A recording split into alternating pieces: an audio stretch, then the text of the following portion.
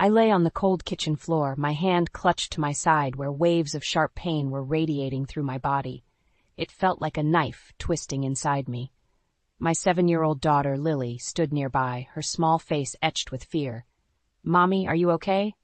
Lily's voice quivered, barely above a whisper. I tried to sound reassuring, despite the agony. "I'll be fine, honey. Just a bad stomachache," I lied, attempting to mask the severity of my pain. Footsteps echoed through the hallway as my husband, David, appeared in the doorway. His expression was one of annoyance rather than concern. He was all set for his trip, suitcase in hand. "What's going on, Evelyn? Why are you on the floor?" David asked, his voice tinged with irritation. "I think it's appendicitis, David. It's really bad. We need to go to the hospital," I managed to gasp out, each word punctuated by pain. He scoffed at me. "Appendicitis? You're probably overreacting. It's likely just indigestion." "But David, I really think—" My words were cut off by a sharp jolt of pain, causing me to wince. David checked his watch, his impatience palpable. "I can't miss this trip with Rachel. Just call a taxi or something." I couldn't believe what I was hearing. "David, I can't even move. Lily's here. I need you," I pleaded, my voice laced with desperation. He shook his head, unmoved. "I'm sure it's nothing. Call if it gets worse." And with that, he left, his suitcase trailing behind him. I was left alone, in pain, with Lily. Lily's small hands found mine, her tears mirroring my own. "Mommy, don't be sick. You have to be okay." I gathered what little strength I had, pulling Lily close. "I'm here, darling. Mommy's here." With David out of the picture, I knew I had to take action. Shaking hands fumbled for my phone, and I dialed the only person I knew I could count on, my brother Michael. The phone rang, its sound echoing in the quiet kitchen. "Hello?" Michael's voice was a beacon of hope. "Michael, it's Evelyn. I need help. I think it's appendicitis. I can't move and Lily is frightened," I said, each word a struggle. There was a brief, stunned silence, then Michael's voice, steady and strong. "I'm coming right now. Hold on, Evelyn. I'll be there as soon as I can." Leaning back against the cold tile, I closed my eyes, trying to keep the pain at bay. Lily cuddled up to me, her presence a small comfort. In that moment, a resolve formed within me. David's abandonment in my time of need would not be forgotten. It was a deep cut, a betrayal that marked the beginning of a change. As I waited for Michael, one thing was clear. Things would never be the same. I was going to make sure of it. As I lay in the hospital bed, the sterile white walls and the soft beeps of the machines around me felt strangely comforting. The surgery for my appendicitis had been a success, but the emotional wound left by David's abandonment was still raw. I had managed to call my parents to take care of Lily while I recovered, their voices filled with concern and unspoken questions about David's absence.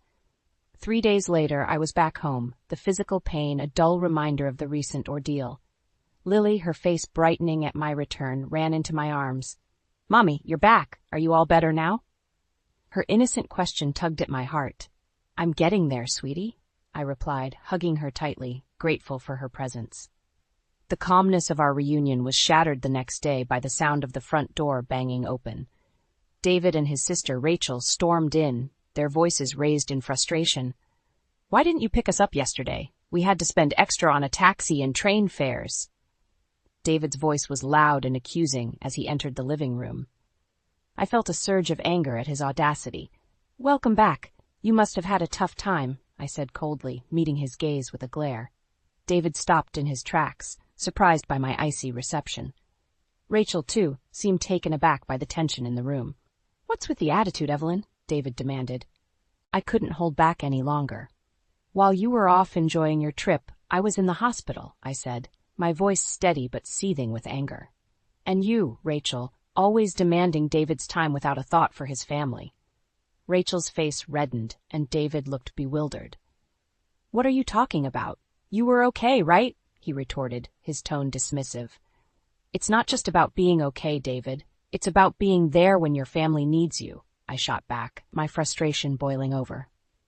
Before David could respond, the living room door opened, and in walked Michael, our parents, and David's parents. 14 eyes filled with varying degrees of anger and disappointment were fixed on David and Rachel. "Why is everyone here?" David's voice faltered, his confidence waning under their collective glare. I took a deep breath, channeling my pain and betrayal into words. David, you left me and Lily alone when we needed you the most. I had to be hospitalized, and you weren't there. I've told everything to both our families. David seemed to shrink under the weight of my words, his usual bravado nowhere in sight.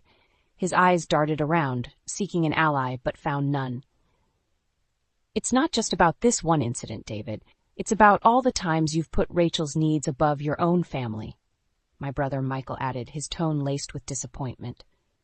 Rachel, usually so confident, looked uncomfortable, her gaze shifting from the floor to the angry faces around her.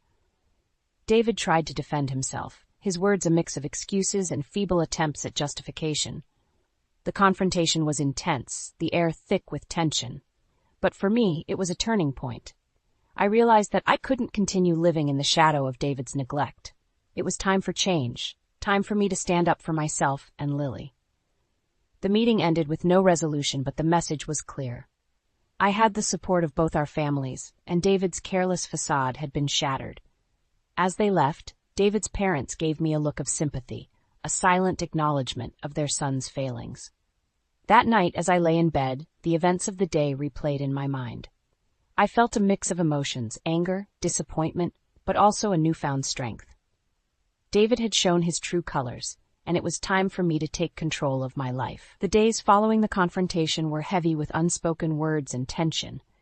David tried to act as if nothing had changed, but the air between us was thick with the unsaid. I spent those days reflecting, realizing the depth of my unhappiness and the need for change. The decision I came to wasn't easy, but it felt necessary, like a breath of fresh air in a long stifled room. One evening, as David sat on the couch, nonchalantly flipping through the TV channels, I walked up to him, a folder in my hand. My heart was pounding, but my resolve was firm. "David, we need to talk," I said, my voice steady. He glanced up, a flicker of annoyance crossing his face. "What now, Evelyn?" I took a deep breath and handed him the folder. "I want a divorce."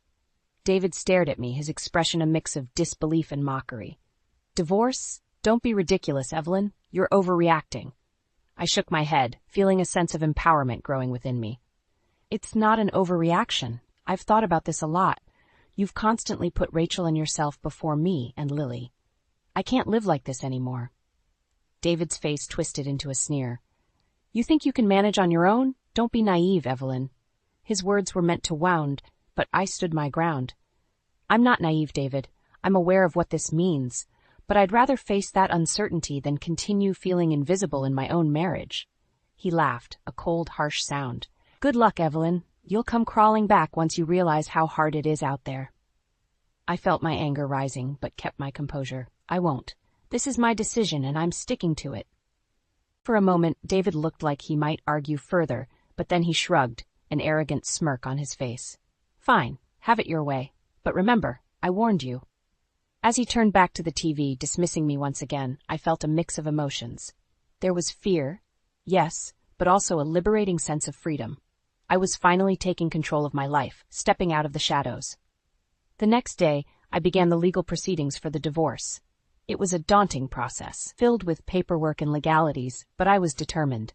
My parents and Michael were supportive, offering help and encouragement. During this time, David's true character became even more apparent. He was dismissive and uncooperative, trying to intimidate me into backing down. But I stood firm, bolstered by the support of my family and the growing realization of my own strength. As the days passed, David's facade began to crumble. The charming, confident man I had married was revealed to be selfish and manipulative, his true colors exposed for all to see. The divorce proceedings were tough, but I faced them head-on, each step forward a testament to my newfound resolve. I was no longer the woman who lay on the kitchen floor, ignored and in pain. I was a woman reclaiming her life, her dignity, and her happiness. The divorce was a grueling process, marked by David's attempts to undermine and belittle me at every turn. He would often sneer during our meetings, making snide remarks about my capabilities as a mother and my future without him. But his words, once so debilitating, now only fueled my determination to break free from his toxic grasp. "Enjoy your life of struggle, Evelyn," David taunted during one of our final meetings. "You'll soon realize how good you had it with me." His arrogance was infuriating, but I kept my composure. I'd rather struggle every day than spend another moment with someone who has so little regard for his family, I retorted, my voice unwavering. David's smug expression faltered for a moment, replaced by a flash of anger. He quickly masked it with a scoff, but I could tell my words had hit their mark.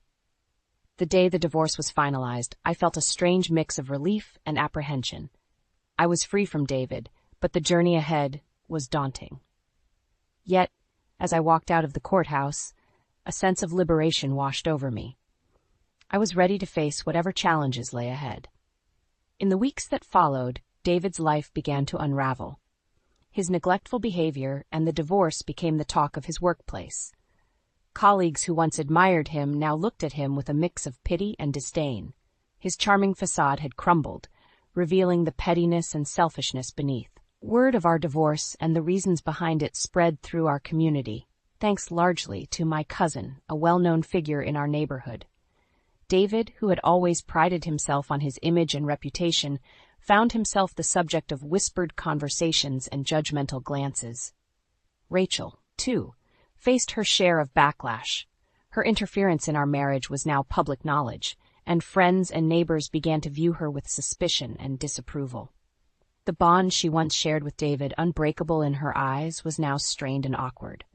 One evening, while picking up Lily from school, I overheard a heated argument between David and Rachel outside their house. Their voices were laced with blame and resentment.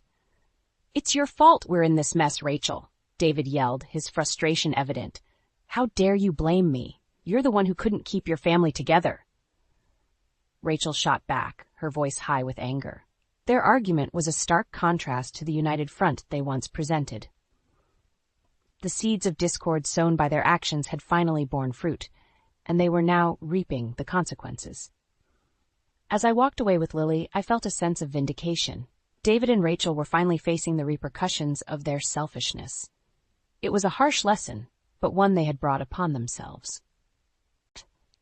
That night, as Lily slept peacefully in her room, I sat by the window, reflecting on the past few months. The journey had been difficult, but it had led me to a place of strength and self-respect. I had fought for my dignity and for Lily's future, and though the road ahead was uncertain, I felt ready to face it with newfound confidence. In the aftermath of the divorce, life settled into a new rhythm, one that was quieter but more fulfilling. The shackles of my unhappy marriage were gone, and in their place was a newfound sense of independence. I started to rebuild my life, piece by piece, with Lily by my side. My first step was to secure a job. The gap in my resume, due to years dedicated to motherhood, was a concern, but I was determined. After several interviews, I landed a position at a small accounting firm. The firm was run by a woman who believed in supporting working mothers, and the environment was understanding and flexible. It was a perfect fit for me.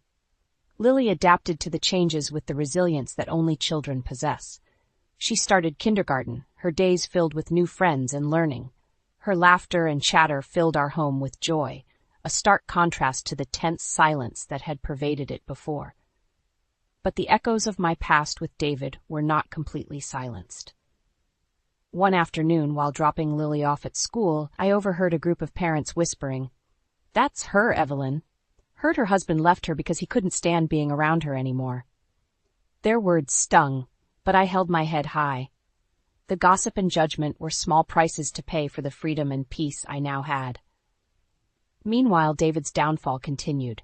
His pride had taken a significant hit, and his once spotless reputation was now tarnished.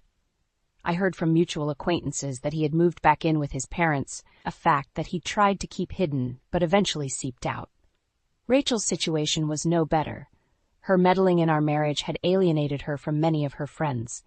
The once inseparable siblings were now barely on speaking terms, their relationship strained by blame and regret. As for me, I found solace in the support of my family. My brother, Michael, moved closer to us, and his presence was a constant source of comfort. My parents doted on Lily, their love for her a balm to the wounds of the past. One day, while sipping coffee in my kitchen, I reflected on the journey I had taken.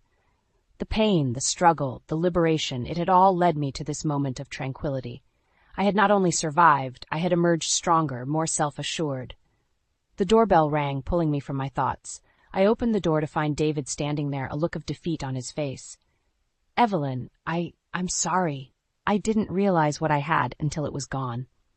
His apology, though late, was a validation of my decision. "Thank you, David," I said, not unkindly, "but it's too late. I've moved on." As I closed the door on David and the life we once shared, I felt a sense of closure. The chapter of my life that he had been a part of was over, and a new chapter was beginning. A chapter where I was the author of my own story, free to write my future as I saw fit. Lily's voice called out from the living room, bringing a smile to my face. I walked towards her, ready to embrace the life that lay ahead, a life full of possibilities and hope.